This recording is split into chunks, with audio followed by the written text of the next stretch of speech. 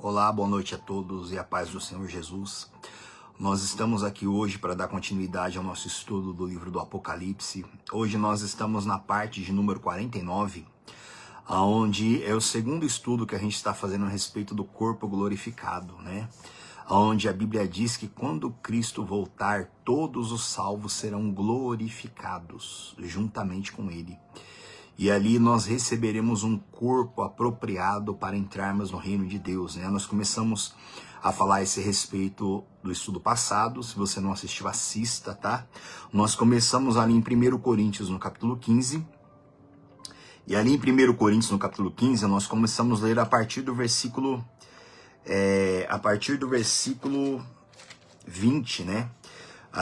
Quando a Bíblia fala sobre Cristo, a primícia dos que dormem. Depois nós vimos a ressurreição em relação à vida diária. E depois no versículo 35 em diante nós vimos os ressuscitados terão corpo. E nós lemos ali até o versículo 43, né, e o 44, onde nós vamos dar continuidade hoje, né? Sobre a total importância de nós termos essa compreensão, como nós falamos no estudo passado, que o corpo que nós temos hoje é uma semente, né? E esse corpo tem que ser semeado no evangelho, na palavra, na terra, né? Que é o reino de Deus, para recebermos um corpo corruptível, né? Então é super importante que você assista o estudo passado para você ter esse entendimento, tá? E hoje nós vamos dar continuidade aqui em 1 Coríntios, capítulo 15, a partir do versículo 44. 1 Coríntios, capítulo 15, a partir do versículo 44, a Bíblia diz assim, ó: semeia-se um corpo natural e ressuscita um corpo espiritual. Se há corpo natural, há também corpo espiritual. Nós terminamos falando desse versículo no estudo passado. Nós semeamos um corpo natural, que é esse corpo de carne e osso que nós temos aqui. E nós vamos colher um corpo espiritual, né? Aliás, esse corpo espiritual é tanto para o inferno quanto para o céu, tá? O que é semeado é uma semente, como nós vimos no estudo passado. Esse corpo que nós temos aqui é uma semente. Quando esse corpo é semeado na corrupção do pecado, na sujeira da imundície, vai ser colhido também um corpo espiritual, apropriado para o tormento eterno, né? Agora vamos lá, versículo 45 em diante, diz assim, ó: pois assim está escrito: o primeiro homem, Adão, foi feito alma vivente. O último Adão, que é Jesus, tá? Porém é espírito vivente. Olha isso. O primeiro homem, o primeiro Adão, foi feito uma alma vivente. Ou seja, nós temos esse corpo físico aqui de carne e osso por causa do primeiro Adão. Agora o último Adão, que é Jesus Cristo, foi feito espírito vivente. Ou seja, nós somos seres espirituais por causa do Senhor Jesus Cristo. Nós receberemos um corpo espiritual para entrarmos no reino de Deus por causa do último Adão, que é o Senhor Jesus Cristo. E como nós vimos no estudo passado, nós somos uma junção do carnal com o espiritual, do natural com o espiritual. Nós temos a herança de Adão, né, que é a herança pecaminosa, a herança caída, e em Cristo nós somos feitos uma nova criatura. Nós passamos a ter a herança do Senhor Jesus, que é uma herança viva, né, uma herança eterna diante de Deus. E aqui no versículo 46 diz assim, ó: mas não é primeiro o espiritual, e sim o natural e depois o espiritual. A gente tem que ter esse entendimento. O primeiro, qual que é o processo nosso de todo ser humano? O primeiro é o natural, primeiro é o homem natural. Depois o espiritual, nós nascemos naturalmente, nós nascemos, colocando dessa forma, em carne e osso. E depois o espiritual, depois nós nascemos do segundo Adão, que é Jesus. Há um novo nascimento, onde a pessoa ela nasce de Deus verdadeiramente, né? Quando a pessoa recebe o Espírito Santo, quando a pessoa morre para esse mundo, ela morre para o pecado e ela nasce para Deus, né? Continua, versículo 47. O primeiro homem formado da terra é terreno.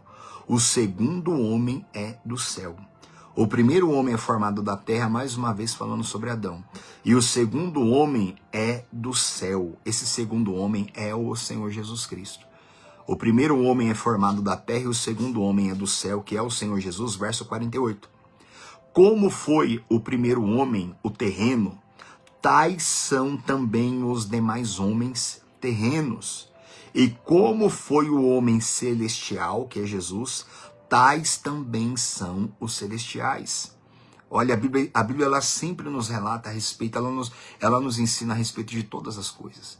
Como foi o primeiro homem terreno, Adão, assim também são todos os outros homens. E como foi o segundo homem, e como é o homem celestial, tais também os celestiais. Agora o verso 49. E assim como trouxemos a imagem do que é terreno, a Bíblia diz que o primeiro homem ele foi feito à imagem e à semelhança de Deus, né? O homem, quando Adão pecou, o homem perdeu a semelhança de Deus, continua apenas a imagem, que é esse ser humano de carne e osso que você é e que eu sou. Quando o homem pecou, ele perdeu a semelhança de Deus. Mas nós devemos trazer a semelhança do Senhor Jesus em nós, né? Vamos lá, verso 49. E assim como trouxemos a imagem do que é terreno, devemos trazer também a imagem do celestial. Olha isso. Assim como nós somos a imagem do terreno, homens e mulheres, nós devemos trazer a imagem do celestial. Nós devemos trazer a imagem de Cristo. Nós devemos nascer do Senhor. Nascermos do Senhor, trazer a imagem do celestial, nós devemos novamente voltar à imagem e à semelhança de Deus. Isso acontece quando há um novo nascimento. Isso tem que acontecer com todos os salvos. Onde há um novo nascimento. Onde a pessoa não vive mais em função da vida terrena dela, do eu pecaminoso, mas agora ela traz a imagem do celestial. Trazer a imagem do celestial é ser participante da natureza divina. É participar. Eu vou ler essa palavra para você mais para frente. Está lá em 2 Pedro, mais para frente eu vou ler com você. A gente tem que trazer a natureza divina sobre nós. Temos que trazer a imagem do celestial. Versículo 50. Nós já estudamos o versículo 50 no arrebatamento, tá? Mas a gente vai ler ela aqui, mas não com o propósito que a gente leu antes no arrebatamento. Verso 50, ó.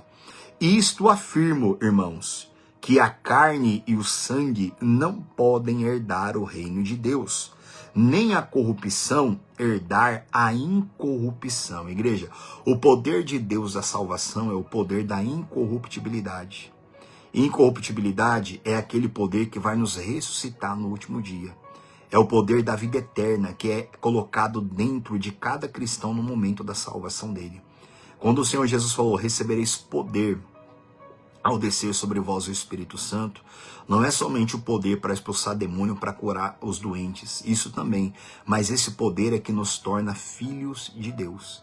É o poder de Deus, é o poder da ressurreição que tem que estar dentro de nós, né? Esse poder tem que ser buscado, tem que ser recebido. Versículo 51.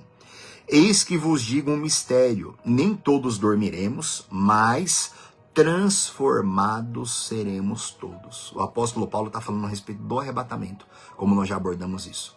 Nós sabemos que hoje o apóstolo Paulo está dormindo. Se eu e você, se a gente ficar até o dia do arrebatamento, se for no nosso tempo, nós não dormiremos, né? A Bíblia não fala morto. É normal, como eu já expliquei isso, né? Morrer é morrer para os vivos. Quando fala assim, o fulano morreu, quer dizer, ele morreu para nós que ficamos aqui. Mas aquela pessoa vai permanecer eternamente. Mas o salvo, ele não morre eternamente. O salvo, ele dorme. Mas Paulo falou assim, nem todos dormiremos, mas todos seremos transformados. Verso 52. Num momento, num abrir e fechar de olhos, ao ressoar da última trombeta. A trombeta soará, os mortos ressuscitarão incorruptíveis e nós seremos transformados. Por que Paulo falou nós seremos transformados? Porque ele estava vivo na época, hoje nós sabemos que ele dorme. Quando a trombeta tocar, nós já abordamos sobre o arrebatamento da igreja aqui, os mortos ressuscitarão primeiro. Todos aqueles que estiverem dormindo em Cristo, em todos os tempos, eles vão ressuscitar primeiro e vão subir. Depois, os que estiverem vivos aqui serão transformados. Quer dizer, quem estiver vivo aqui no dia do arrebatamento, esse corpo de carne e osso que vai ser transformado e instantaneamente estarão, né, quem estiver estará diante de Deus já com transformado. Ou seja, esse corpo de carne e osso que ele não vai existir mais, mas ele vai ser revestido, ele vai ser transformado num corpo glorificado, um corpo de glória, né? Um corpo eterno de glória, incorruptível, sem fraqueza, sem tentação, sem pecado, sem nenhum tipo de mal, né? Os vivos seremos transformados, verso 53. Porque é necessário que este corpo corruptível, que é esse nosso aqui, ó, se revista da incorruptibilidade. Olha isso, gente. Esse nosso corpo corruptível, ele tem que se revestir de incorruptibilidade. Incorruptibilidade é um corpo eterno. É um corpo que nunca mais vai se enfraquecer, não vai ter mais pecado, como eu expliquei isso no estudo passado. Não vai ter mais pecado, não vai ter tentação, não vai ter doença, não vai ter limite. Fisicamente, temporalmente, não vai existir limites. Esse corpo corruptível vai se revestir de incorruptibilidade, nunca mais haverá fraqueza, nunca mais haverá doença, fome, nada. Nós iremos para o reino eterno. Esse mundo aqui é apenas um mundo passageiro para nós estarmos com Deus para sempre. Ainda no versículo 53. Porque é necessário que esse corpo corruptível se revista da incorruptibilidade e que o corpo mortal se revista da imortalidade. Igreja, olha isso. O corpo mortal, ele vai ser revestido de imortalidade. Porque eu já expliquei isso, todos os mortos que já morreram há 1000 anos, 2, 3 mil anos atrás, pessoas que são salvas, ainda que o pó, o osso dela desapareceu dessa terra, vai ressuscitar de novo. E o corpo daquela pessoa vai ser revestido de incorruptibilidade, o corpo daquela pessoa vai ser transformado ali. Vai ser um corpo de glória, semelhante ao corpo do Senhor Jesus Cristo, que eu vou mostrar isso para você mais para frente. E esse corpo mortal vai ser revestido de imortalidade. Igreja, entenda isso, isso aqui é real. Essa vida aqui, ela não acaba. Aliás, isso aqui, o nosso estado eterno vai ser com Deus, só que infinitamente superior, né? Livres de toda fraqueza, de toda maldade, todo quanto é sentimento, tudo que não presta, livres. Nós seremos semelhantes ao Senhor Jesus Cristo em corpos de glória, né? Versículo 54. E quando este corpo corruptível se revestir de incorruptibilidade, e o que é mortal se revestir de imortalidade, então se cumprirá a palavra que está escrita: tragada foi a morte pela vitória. Nós vimos aqui que nesse ponto aqui que a Bíblia fala é o ponto do arrebatamento da igreja. Ali a morte não vai ter mais domínio sobre nenhum dos salvos. Vai acabar. A morte que a Bíblia fala é pecado, tentação, fraqueza, não haverá mais. Não haverá mais sentimento, não haverá mais fraqueza. Será apagado de nós toda a lembrança que nós temos de qualquer familiar ou pessoas que não estiverem no reino de Deus. Será apagado de nós. Eu expliquei isso aqui acho que 2 estudos atrás. A Bíblia fala lá em Coríntios que o homem natural ele não entende as coisas do Espírito, porque se discerne espiritualmente. Às vezes quando a gente fala isso, vai ser apagado de você, sua mãe não for salva, vai ser apagado de você, você não vai lembrar dela, você não vai lembrar do seu filho que não é salvo, do seu pai que não foi salvo. Aí quando se fala isso, às vezes a pessoa estranha, fala, mas como que eu não vou lembrar como? Você só vai entender isso quando você receber o Espírito Santo. O dia que você for batizado com o Espírito Santo, você vai ter um entendimento. Você não vai deixar de amar sua família, ninguém, mas você vai entender. Porque você vai entender a glória de Deus enchendo você. Você vai entender isso. Aí você vai entender, se aqui em vida hoje eu sinto toda essa glória, essa pureza, essa santidade, imagina lá no céu. Lá vai ser tudo removido de nós. Nós receberemos um corpo de glória, seremos transformados pelo poder de Deus. E quando nós começamos o nosso estudo, no estudo passado, falando sobre o corpo de glória, eu enfatizei muito isso, que o nosso corpo, esse corpo aqui é uma semente. E para nós colhermos um corpo glorificado, nós temos que semear esse corpo aqui na santificação, na consagração, na terra que é a palavra de Deus. E para continuar falando a respeito disso, eu quero ler com você uma palavra que está lá no Evangelho de João, lá no capítulo 12. Lá em João, no capítulo 12. João, capítulo 12. A Bíblia diz assim, ó, lá a partir do versículo 20, João capítulo 12, vamos ver o versículo 23, João 12, 23 diz assim, ó, respondeu-lhes Jesus, é chegada a hora de ser glorificado o Filho do Homem. Em verdade vos digo, se o grão de trigo caindo na terra não morrer, fica ele só. Mas se morrer, produz muito fruto. Igreja, olha isso. Se o grão de trigo caindo na terra não morrer, fica ele sozinho. Mas se ele morrer, ele produz muito fruto. É assim que funciona na terra. Todo grão que é plantado, aquele grão tem que morrer para ele poder sair. Aí quando aquele grão que cai na terra morre, Deus, pela sua glória e determinação desde o início, aquele grão de trigo morre e ele começa a dar vida. Começa a nascer dali a árvore ou a planta que tem que nascer daquele grão. E assim o Senhor está falando a respeito da gente. Ele está falando de nós, o grão de trigo caindo na terra, que é o ser humano, caindo na terra é cair na palavra de Deus. Quando a pessoa ouve a palavra de Deus, ela não morre para si, ela não morre para o mundo, Jesus falou que ela vai ficar sozinha. Ou seja, ficar sozinha é sem a presença dele, sem o espírito dele, sem as promessas dele.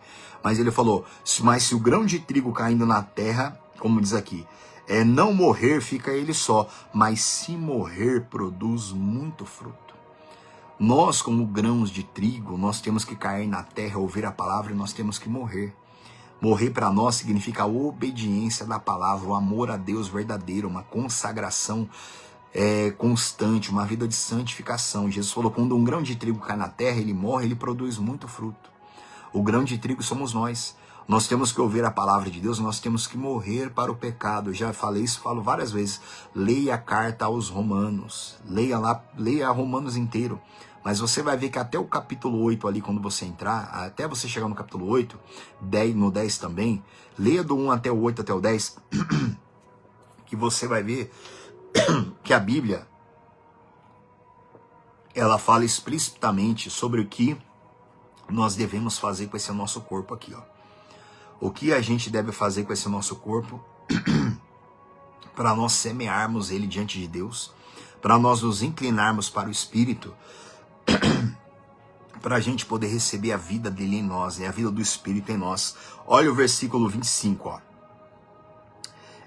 Quem ama a sua vida perde-a, mas aquele que odeia a sua vida neste mundo preservá-la-á para a vida eterna. Olha isso, gente. Quem ama a sua vida perde.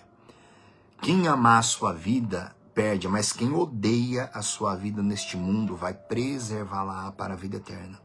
O que é quem amar a sua vida perde? Se eu amar a minha vida, eu vou perder. O que é amar a minha vida? É não querer abandonar o mundo. É não querer abandonar o pecado, é não querer abandonar os sentimentos ruins, é não querer lavar o meu coração e receber um coração novo. Se eu amar a minha vida, eu vou perder, porque quem ama a própria vida não consegue entregá-la para Deus. Não consegue obedecer, não consegue amar, não consegue ser transformado.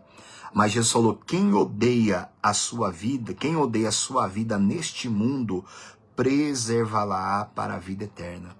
Quem odeia a sua vida nesse mundo, a vida de fraqueza, de corrupção, de sujeira, de domínio, de vontade humana que prevalece, quem odeia a sua vida nesse mundo, esse vai preservar a sua vida para a vida eterna. Odiar a sua vida nesse mundo é não querer mais viver sob as inclinações do homem, sentir o que o ser humano sente. Ter um coração novo, gente, é sentir como Deus sente, é pensar como Deus pensa. Eu vou entrar nisso com você a fundo no próximo estudo, que é a respeito do Espírito Santo. Então nós, como um grão de trigo, nós temos que morrer. E quem morre produz muito fruto. Como um grão de trigo, nós ouvindo a palavra, nós temos que semear o nosso corpo, a nossa vida, todo o nosso ser na palavra de Deus. Como eu enfatizei bem no estudo passado, que assim como o ser humano cuida desse corpo físico aqui, alimenta, toma banho, treina para ficar mais forte e tudo, assim também, muito mais a gente tem que fazer com o nosso corpo espiritual. A gente tem que aprofundar o nosso corpo espiritual diante de Deus, a gente tem que buscar a Deus de todo o coração. Eu tava lendo uma palavra ontem, e uma Bíblia de estudo que eu tava lendo, e ter o entendimento dela que fala assim, né, que o propósito do apóstolo Paulo era buscar a santificação espiritual para ser o mais semelhante a Jesus Cristo possível. Aí na explicação na Bíblia de estudo ele fala um negócio muito bacana assim, que o apóstolo Paulo esforçava o músculo espiritual o mais possível para que ele se santificasse. E eu lendo aquilo ali, eu achei algo muito interessante, porque como é que funciona para a pessoa ficar musculosa? A pessoa ela tem que esforçar o músculo dela o mais possível, ele fazer muita força, e depois com um alimento apropriado para que o músculo dela cresça. Sem esforço não tem como a pessoa crescer e ficar mais musculosa. Assim é espiritualmente. Se a pessoa, se ela não se esforça, se ela não busca a Deus de todo o coração, se ela não coloca o coração para buscar, eu tô fazendo uma oração aqui, tô sentindo o céu amarrado, tô sentindo minha carne pesando, eu vou abandonar. Não, eu tenho que me esforçar na oração. Eu tenho que me esforçar. Eu tenho que perseverar. E quando a pessoa ela faz isso, ela vai sendo plena espiritualmente, ela vai crescendo na graça. Porque do mesmo jeito que o ser humano esforça o corpo para deixar ele mais forte, assim também é com a vida espiritual, né? Eu vou ler com vocês uma outra palavra, 1 Coríntios, vai lá comigo. 1 Coríntios, lá no capítulo 6. 1 Coríntios, capítulo 6. Assista ao estudo passado para você pegar desde o início, para você ter o pleno entendimento a esse respeito. Ó, 1 Coríntios, capítulo 6, eu vou ler com vocês a partir do versículo 12, tá? Versículo 12 diz assim, ó: todas as coisas me são lícitas, mas nem todas convêm.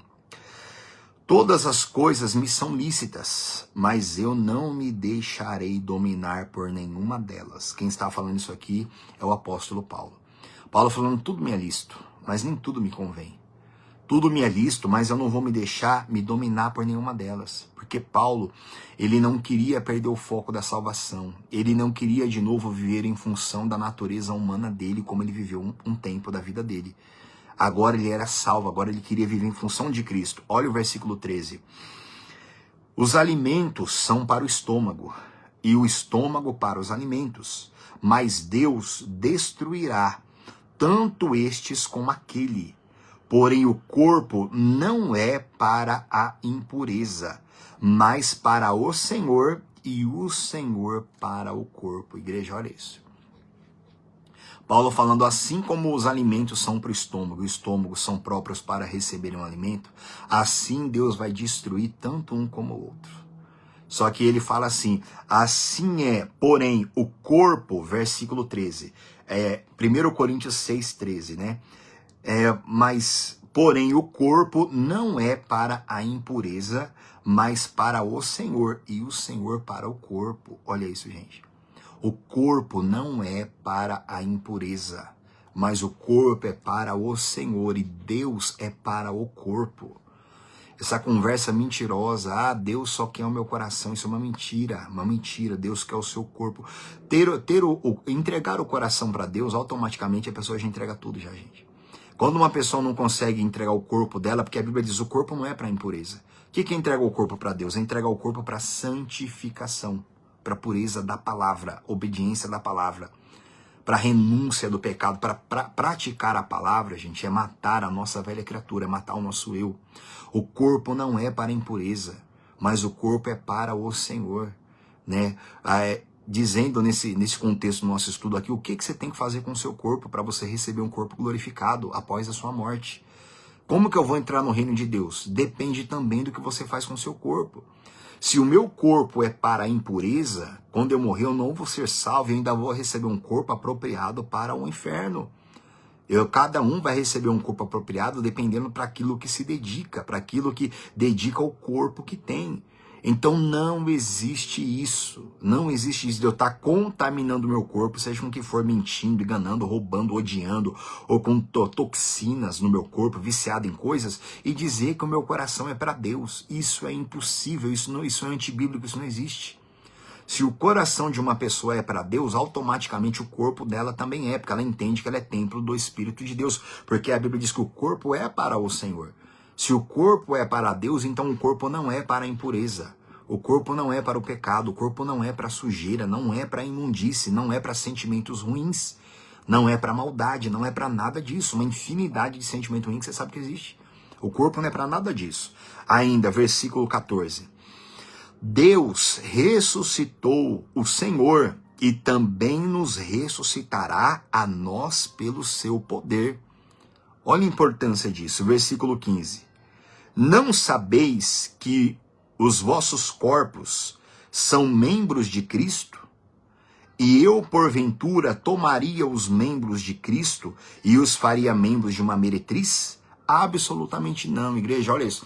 O apóstolo Paulo, aqui inspirado por Deus, está escrevendo aqui para a igreja, falando, vocês não sabem que o corpo de vocês é membro de Cristo?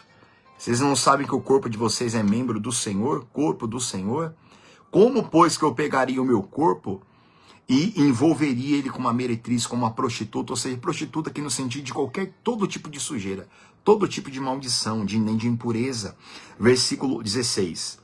Ou não sabeis que o homem que se une à prostituta forma um só corpo com ela?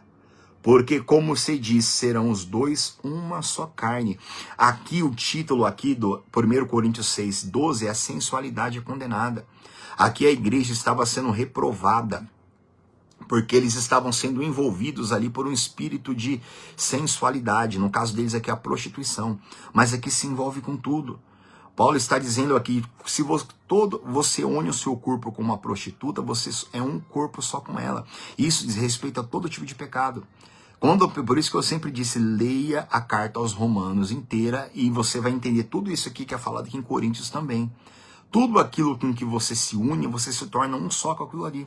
Quando a pessoa se une com um pecado, seja ele qual for, ela se torna um só corpo com a morte. Um só corpo.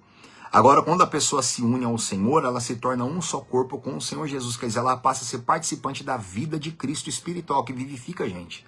Agora, quando a pessoa se une ao pecado, ela passa a ser um só corpo também com a morte. Então a morte vai matar, vai destruir a alma, vai acabar com o espírito daquela pessoa. Versículo 17. Mas aquele que se une ao Senhor é um espírito com ele, gente. Olha, aquele que se une ao Senhor é um espírito com ele. Um só espírito. Quem vive em pecado é um só corpo com o pecado e com a morte. Quer dizer, não tem parte nenhuma no reino de Deus. Não tem parte nenhuma no reino dos céus. Tudo que você faz com o teu corpo traz para você um retorno espiritual. Tudo, tudo, tudo. Se eu deixo habitar em mim sentimentos ruins, se eu fico fazendo o que a minha natureza humana quer, se eu não me consagro, o que é consagração? A palavra consagração significa dedicação. Se eu não me dedico a Deus, à oração, à palavra, à obediência, depois que eu termino de orar, depois que eu termino de ler a Bíblia, se eu não me dedico a obedecer, a praticar aquilo que eu li, o meu corpo vai sendo tomado pela morte espiritual. Aí eu vou pecando todo dia, eu vou me acostumando com isso. Todo mundo peca, todo mundo erra. Mas uma coisa é viver em pecado, uma coisa é viver errando. A outra coisa é colocar com objetivo de vida, viver para a consagração espiritual. Só que isso não é uma coisa pesada, isso é uma coisa maravilhosa. Maravilhosa, isso se torna um prazer. Mais para frente eu vou pregar isso para vocês no estudo do Espírito Santo, mas eu vou te explicar uma coisa aqui, vou te falar uma coisa rápida. Todos nós, quando nós chegamos na igreja, no reino de Deus, quando a palavra é apresentada para nós, todos nós chegamos mortos espiritualmente, doentes e fracos, todos nós. A palavra de Deus, entre tantas outras coisas que ela é, a palavra de Deus ela é para nós remédio, ela é para nós alimento e ela é para nós também um prazer. Quando o ser humano chega para Cristo, todos nós chegamos doentes espiritualmente. Todos nós. Então nós precisamos do quê? Remédio. A palavra de Deus se torna um remédio para a gente. Quer dizer, a palavra de Deus vai sendo dada para nós para a gente curar as nossas dores na nossa alma, através da obediência, através da renúncia do pecado. Então, o processo é esse. Em primeiro lugar, a palavra é um remédio para a alma do ser humano. Em segundo lugar, a palavra se torna um alimento. A palavra tem que ser um alimento. Até um ponto da pessoa ser curada espiritualmente, ser tão forte espiritualmente que a palavra se torne o que para ela? Um prazer. Só que você tem que entender isso, todos nós aqui já ficamos doentes. E quando a gente fica doente, a gente não quer tomar remédio e a gente também, às vezes, a gente não quer comer. Aí o que acontece? A gente toma o remédio e muitas vezes, mesmo sem querer comer, a gente tem que comer empurrando a comida para dentro. Porque a gente sabe que se a gente não comer, a gente não vai ter força para a gente também se recuperar. Assim acontece no processo espiritual. Do mesmo jeito que tem esse corpo físico seu, aí ficou doente, tem que tomar remédio. Ah, mas eu não quero comer. Tem que comer. Aí você come mesmo sem querer, daqui a pouco você está curado e daqui a pouco o ato de comer se torna um prazer para você de novo. Todos nós aqui já ficamos doentes, perdemos o prazer de comer. Ah, não quero comer, não quero nada porque eu estou doente. Aí você toma um remédio, você se empenha para você comer, daqui a pouco você está curado e aquela comida que você rejeitou se torna um prazer para você. Assim é espiritualmente. Você tem que ver como é que você está no reino de Deus. Você tem que ver como que você está espiritualmente. Se você está doente hoje na sua alma, você está tomado de coisas ruins na sua alma, no seu coração. Se você está em pecado, seja ele qual for, você está doente. Você precisa que a palavra seja um remédio para você. E remédio não se negocia. Não se negocia. Ah, eu não quero tomar esse remédio, eu quero outro que é mais docinho. Não, tem que ser aquele ali. A palavra de Deus se torna um remédio quando Deus fala conosco para a gente abandonar muitas coisas, para a gente mudar a nossa vida. Aí é um remédio. Aí a gente fica fraco, a gente ainda está fraco espiritualmente, a gente começa a obedecer a palavra. Ah, mas eu não estou sentindo Deus, o meu coração está sujo, eu estou sentindo um pecado forte em mim. Sim, você está tomando remédio, agora se alimenta. Quer dizer, medita na palavra de noite. Ah, mas eu não tenho vontade. Se alimenta, é a mesma coisa do corpo, vai comer. Se alimenta, vai meditando, vai meditando, vai meditando. Vai chegar uma hora que você vai ser curado e a palavra vai se tornar um prazer para você. Então o processo é esse. Palavra é remédio, palavra é alimento, até que se torne um prazer. Então você tem que ver em qual momento que você está da sua vida. Será que você está doente? Será que você está fraco?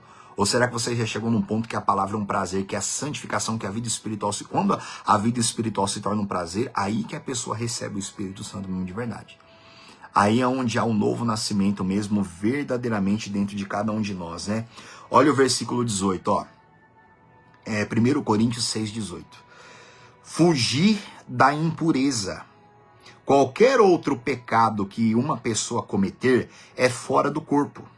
Mas aquele que pratica a imoralidade peca contra o próprio corpo. Olha isso, gente.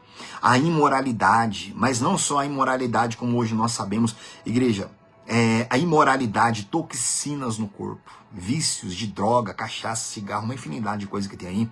Imoralidade, todo tipo de vício é pecado contra o próprio corpo. A pessoa vai destruindo o corpo dela e, consequentemente, a alma dela também vai ser destruída. Por quê? Porque o salário do pecado é a morte. A pessoa vai receber a morte dela. Por isso que a Bíblia diz que eu tenho que fugir da impureza, porque o corpo é para Cristo, o corpo é para Deus e o Senhor é para o corpo, né? Versículo 19. Ó, acaso não sabeis que o vosso corpo é santuário do Espírito Santo? Se é que o Espírito Santo habita dentro de você. Mas o corpo da pessoa é santuário do Espírito Santo. Deus fez você e te deu esse corpo para que o Espírito Santo habitasse dentro de você. E essa é a maior glória, esse é o maior prazer, a maior alegria que uma pessoa pode ter. É ter o Espírito Santo dentro dela. É santuário do Espírito Santo que está em vós, o qual tendes da parte de Deus, e que não sois de vós mesmos, porque fostes comprados por preço. Agora, pois, glorificai a Deus no vosso corpo. Olha isso. Quem quiser ser salvo e entregar a vida para Jesus, entende que aqui você foi comprado por um alto preço. Ah, eu faço o que eu quiser com o meu corpo, ninguém tem nada a ver com isso. Você pode até fazer o que você quiser com o seu corpo, mas a consequência vai ser terrível e vai ser eterna. Terrível, vai ser eterna. Por que as pessoas ficam tão perturbadas espiritualmente, emocionalmente? Por quê? Pecado do corpo, gente. E quanto mais a pessoa se afunda no pecado do corpo, mais perturbada ela vai ficar.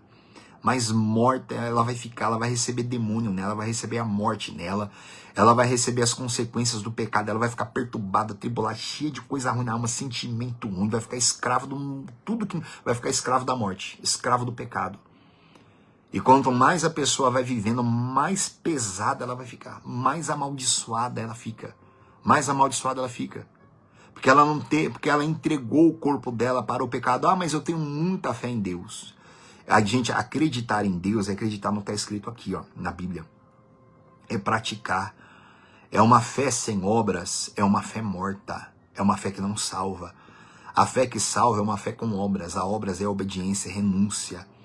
Ah, é ruim no começo, é difícil, não sei o que, é como eu falei. Porque todo ser humano está doente espiritualmente.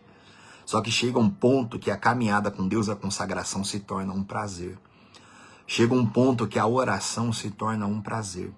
Chega um ponto que jejuar se torna um prazer. Chega um ponto de obedecer a Deus se torna um prazer. Mas no começo não é. No começo não é. Só que chega uma hora que se torna um prazer. E isso é dado para todos nós.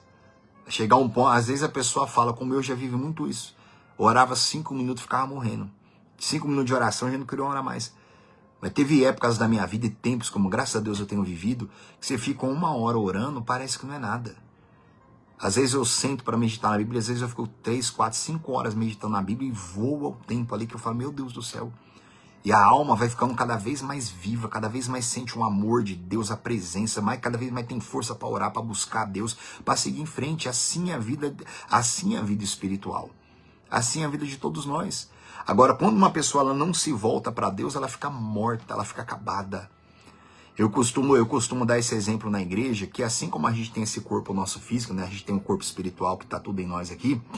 Imagina você se você pesasse, vamos exagerar, imagina se você pesasse 300 quilos. Imagina. Você teria ânimo para alguma coisa? Você teria força para alguma coisa? Você conseguiria caminhar com 300 quilos? Você conseguiria correr? Você conseguiria estar animado por alguma coisa? Não, a gente viveria morto, acabado, destruído. Agora imagina a pessoa que foi tão obesa e que ela pegou firme na vida dela ali, né? Na dieta, no treino.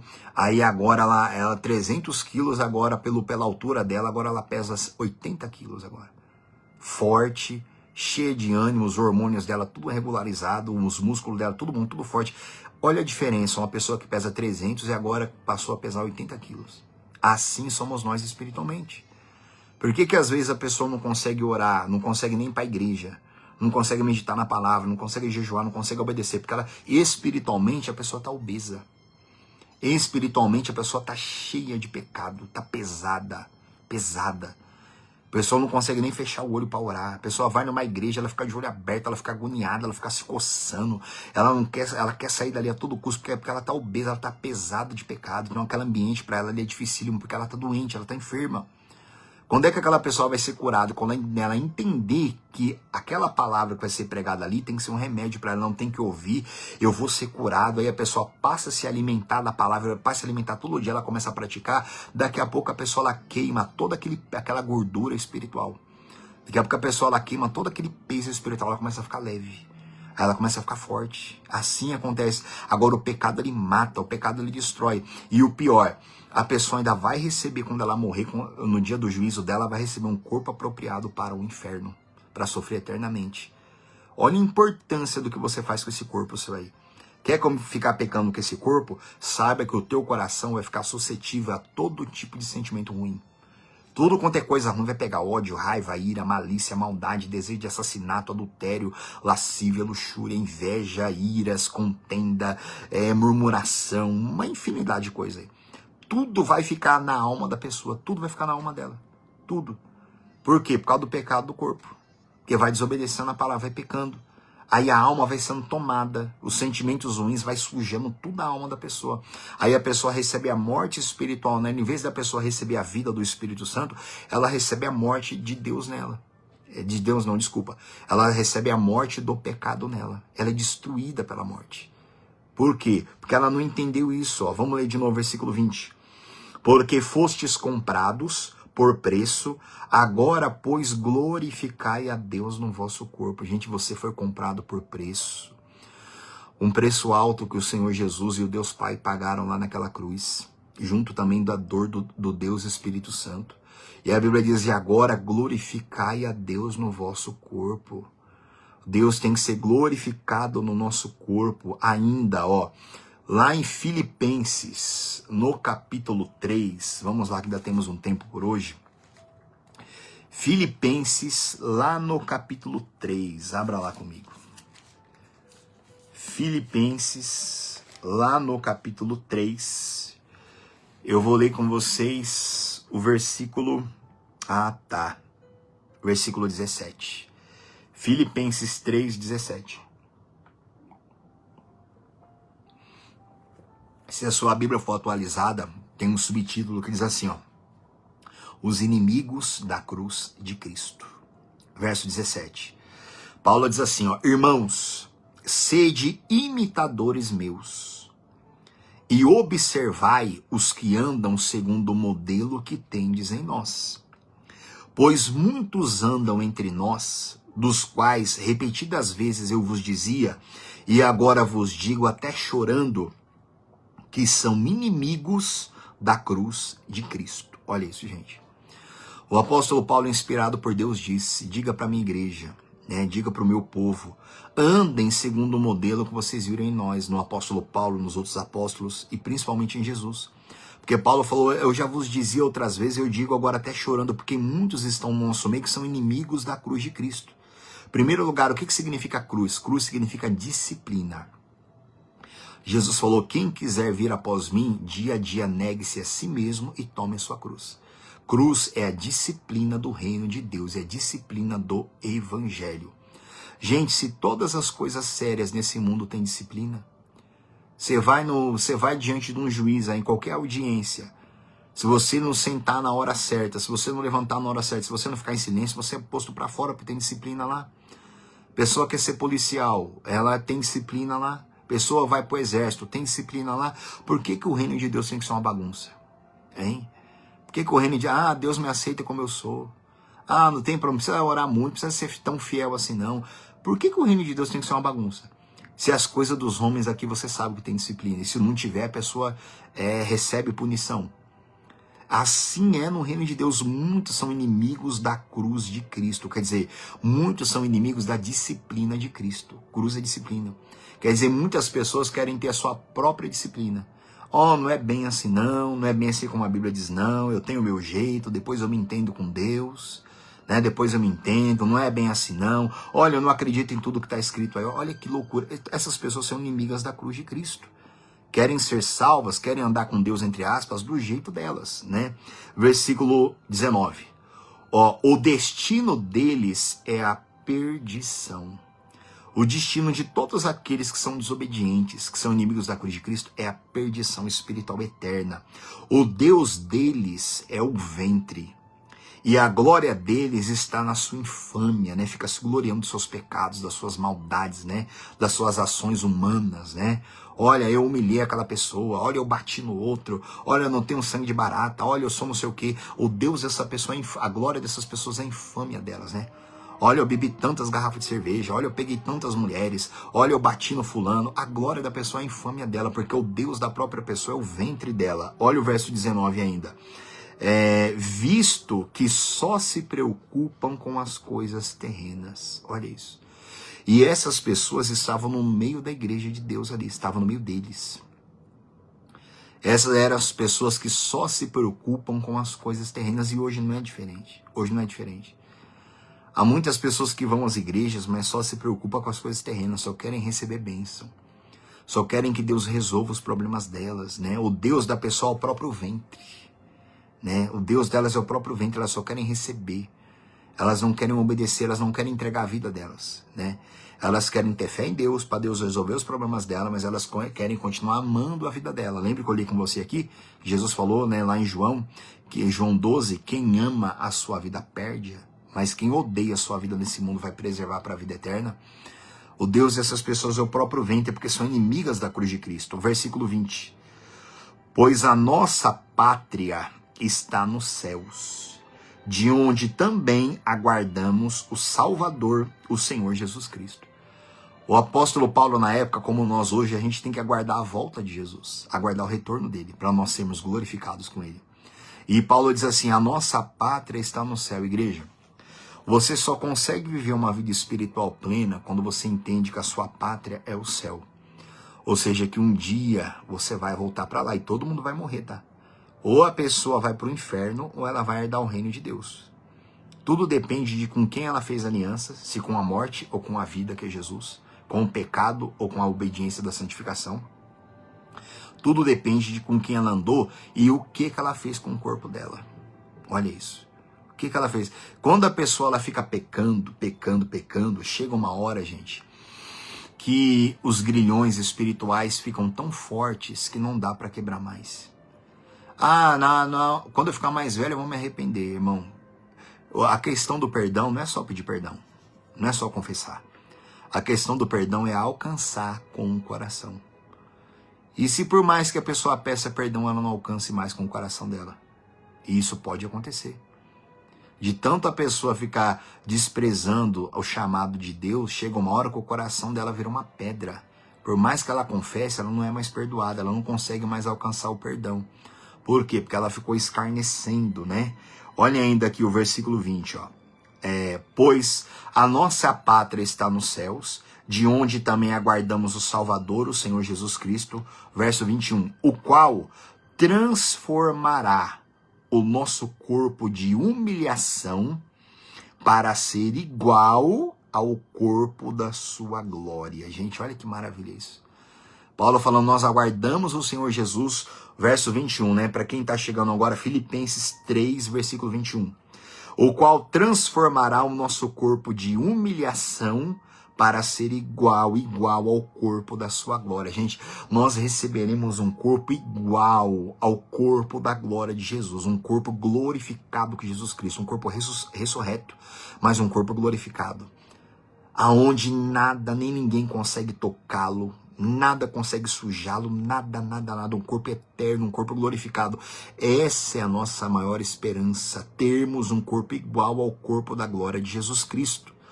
Mas tem algo muito importante aqui, versículo 21, ó. O qual transformará o nosso corpo de humilhação para ser igual ao corpo da sua glória. Gente, esse corpo que você tem aí é um corpo de humilhação.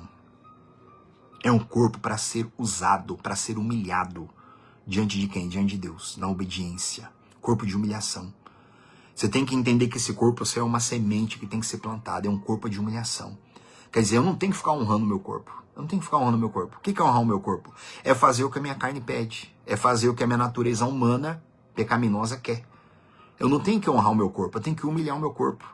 O apóstolo Paulo falou isso numa outra palavra. Paulo falou assim, eu esmurro o meu próprio corpo e o reduzo à escravidão, para que não tenha pregado a outros, venha eu mesmo a ser desqualificado. Esmurrar o corpo não quer dizer que eu tenho que ficar dando murro no meu corpo. Esmurrar o corpo quer dizer que eu tenho que matar o meu eu, a minha vontade. O meu eu não quer obedecer a Deus. O nosso eu não quer obedecer a Deus, não quer amar a Deus, não quer. Tem uma palavra lá no Salmo 119, que o salmista ele fala assim, ó, induzo o meu coração a guardar a tua lei. Eu gosto muito dessa palavra. Tá lá no Salmo 119. Talvez daqui a pouquinho eu abro com você lá. Ele fala assim, eu induzo o meu coração a guardar os seus mandamentos. Quer dizer, eu obrigo. O meu coração quer dizer o meu corpo, a minha natureza humana, o meu ser, a minha alma. Eu induzo, eu mando. Eu obrigo a guardar o teu mandamento. Esse corpo aqui, gente, é um corpo de humilhação, igreja. Deus, ele fala em várias palavras. Tem uma palavra que Deus fala, eu honro os que me honram. A gente tem que honrar Deus com o nosso corpo, com a nossa perseverança, com a nossa consagração, né? Versículo 21. O qual transformará o nosso corpo de humilhação para ser igual ao corpo da sua glória, segundo a eficácia do poder que ele tem de até subordinar a si todas as coisas. Igreja, olha isso. O Senhor Jesus, quando ele voltar, ele vai transformar o corpo nosso de humilhação. A pessoa que entendeu, peraí, o meu corpo é um corpo de humilhação.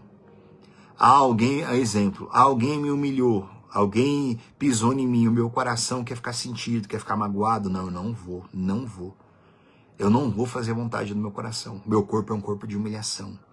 Eu não vou me revoltar, não vou ficar triste, eu não vou ficar magoado, não vou. Eu vou buscar ainda mais a força de Deus, eu vou ficar firme, eu vou levantar minha cabeça. Isso também, corpo de humilhação, igreja, resistir ao pecado não é só quando a gente comete coisas não, gente. É não deixar o mal ficar em nós. É não deixar a nossa carne ficar sentida, ficar triste, ficar magoada, ficar abatida não, ficar fraco não. Esse corpo nosso é um corpo de humilhação. Vamos ler de novo o versículo 21. O qual transformará o nosso corpo de humilhação para ser igual ao corpo da sua glória. Meu irmão, eu não quero nem saber o que os outros falam, eu fico com o que está escrito aqui. A Bíblia diz que quando Jesus voltar, ele vai transformar o meu corpo de humilhação para ser igual ao corpo da glória dele. Igual. Aonde eu não vou ter mais lembrança de nada. De fraqueza, de pecado, de gente que eu conheço que não foi salva. Eu não vou ter mais lembrança de nada. Vai ser igual ao corpo da glória dele. Toda essa vida aqui, ó, vai cair no esquecimento. A gente vai ter uma nova vida no céu e ali vai ser eterna. Com corpos de glória, corpos transformados pelo poder de Deus, né? Olha essa palavra que eu citei para você, eu não tinha separado não. Tá lá no Salmo 119, ó. Salmo 119. Salmo 119. Deixa eu só ver o versículo aqui, qual que é. Salmo 119.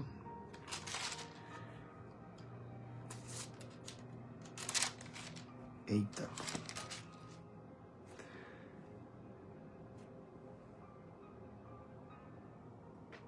Aqui, versículo 112, tá? Salmo 119, verso 112. Tá escrito assim, ó. Induzo o coração a guardar os teus decretos para sempre até o fim. Olha isso, induzo. O salmista escrevendo induzo, não importa o que eu sinto, não importa, eu vou induzir o meu coração. Induzir é obrigar, é fazer com que chegue naquele propósito. O salmista falou, eu induzo o meu coração a guardar os seus decretos. Eu induzo, eu mando, eu governo. Eu mando no meu coração. Eu obrigo, o meu coração aqui significa carne também. Significa natureza humana. Quer dizer, eu vou obrigar minha natureza humana a guardar os seus decretos. Eu obrigo ela, eu induzo ela. Tem uma palavra também aqui que eu não tinha separado. Aqui tem uma folhinha que eu deixo aqui. Durante o dia, ou um dia antes ou dia antes, eu me dedico a ficar estudando o que eu vou passar para vocês aqui. Eu escrevo aqui, mas tem algumas palavras que me vem na hora. Lá Isaías, eu acho que é o capítulo 39, se eu não me engano. Eu não tinha separado essa palavra, mas essa palavra inteira, que deixa eu ver se é o 39 ou se é o 29. Isaías, capítulo 28, tá? Isaías capítulo 28. Depois é super importante você ler esse capítulo todo, tá? Super importante, tá? O Senhor Deus prometendo que vai resgatar o povo dele, o povo de Israel que estava longe de Deus na época. Agora, depois de Deus ter prometido todos os versículos, Isaías 28, depois de todos os versículos que Deus prometeu que ia ter misericórdia, que ia trazer juízo sobre eles, que eles iam sofrer, mas que Deus depois ia salvá-los. Olha o que está no versículo 22, verso 22. Agora, pois, não mais escarneçais, para que os vossos grilhões não se façam mais fortes. Olha isso. Depois de tudo que Deus falou, se você ler o capítulo inteiro na sua casa, Deus falou, depois de ter libertado, depois de ter curado eles, Deus falou, agora, pois, não mais escarneçais, para que os vossos grilhões não se façam mais fortes. Gente, olha isso. Você sabe muito bem que existem grilhões para o corpo físico, existe algema, né? Existe corrente que prende pé, prende mão, né? O povo, quando era feito escravo, né? Antigamente, era preso em correntes ali, ficava carregando peso ali, uma vida de sofrimento para a carne. Só que esses grilhões aqui são grilhões espirituais. Assim como existem grilhões para o corpo, existem grilhões para a alma. Para a alma. Existem pessoas que elas não têm algema nos pulsos, elas não estão na cadeira, elas estão livres aqui fora, mas elas estão presas pelo inferno. Presas pela morte, presas, elas estão em grilhões. Só que assim, Deus falou para aquele povo, agora, né, agora, pois, não mais escarneçais, para que os vossos grilhões não se façam mais fortes. É o que eu disse para vocês antes. A pessoa vai pecando, vai dando lugar pro coração dela, não muda, não nasce de novo. Chega uma hora que a pessoa fica escarnecendo, não acredita na verdade, não se dedica à verdade. Chega uma hora que os grilhões daquela pessoa vai ficar tão forte que não vai dar mais para quebrar. Isso é terrível, tá? Isso é a pior coisa que pode acontecer. Os grilhões vão ficando tão forte que não dá para quebrar mais. Aí você reúne um monte de gente para orar pela pessoa, não liberta mais ela. Não liberta. A pessoa é destruída. Por quê? Durante toda a vida a pessoa foi escarnecendo. É a mesma coisa, né? O que adianta a pessoa não cuidar da saúde dela, aí depois ela tem que passar os últimos dias dela cuidando de uma doença. Eu costumo dizer para as pessoas assim, que a Bíblia não é um livro de resolver problema, a Bíblia é um livro preventivo. Deus trabalha com prevenção. Deus resolve os nossos problemas quando a gente veio do mundão, tudo perturbado, todo cheio de coisa ruim. Deus resolve, nos abençoa. Agora, a partir dali para frente, Deus trabalha com prevenção, para que o mal não aconteça, para que o mal não venha. Deus não quer ficar livrando a gente do problema de jeito nenhum, mas Ele não quer ficar livrando, porque Ele nem quer e nem deve. Por quê? Porque a partir do momento que eu entrego a minha vida para Cristo, eu não tenho que ficar buscando mais socorro dele toda hora. Agora eu tenho que crescer na graça, agora eu tenho que me amadurecer, agora eu tenho que aprender a andar com Deus para valer, agora eu tenho que vencer em Cristo. Agora, quando a pessoa fica escarnecendo, os grilhões vão ficando cada vez mais fortes. Aí chega uma hora que o coração virou uma pedra. Chega uma hora que a pessoa não consegue se libertar mais. É a mesma coisa do corpo. A pessoa come doce à vontade, não regula nada, quer comer tudo demais. Chega uma hora que pega uma doença aí que não tem mais jeito para resolver. Aí vai ficar a vida inteira se arrastando nos médicos até a hora que morrer. Aí começa a cortar dedão, começa a cortar um monte de coisa, começa a ficar cego, começa um monte de coisa. Mas por que não viu isso antes? Mas tinha que comer como se fosse o último dia. Aí a pessoa não vê a mesma coisa, é a gente espiritualmente. A pessoa, não, eu tô forte ainda, a pessoa não muda. A pessoa não muda, chega uma hora que os grilhões ficam tão fortes que não dá para quebrar mais. Então, igreja, ó, eu vou parar por aqui hoje com vocês. No próximo estudo, na segunda-feira, eu vou continuar falando ainda a esse respeito do corpo glorificado, tá? Nós vamos continuar falando ainda a esse respeito. Então, gente, eu acho que no próximo estudo a gente já finaliza já a respeito dessa parte. Então, gente, tem essa compreensão, tá? Tem essa compreensão. Se você tá pesado, se você tá amaldiçoado hoje, se você tá com coisa ruim em você, olha para a Bíblia como um remédio.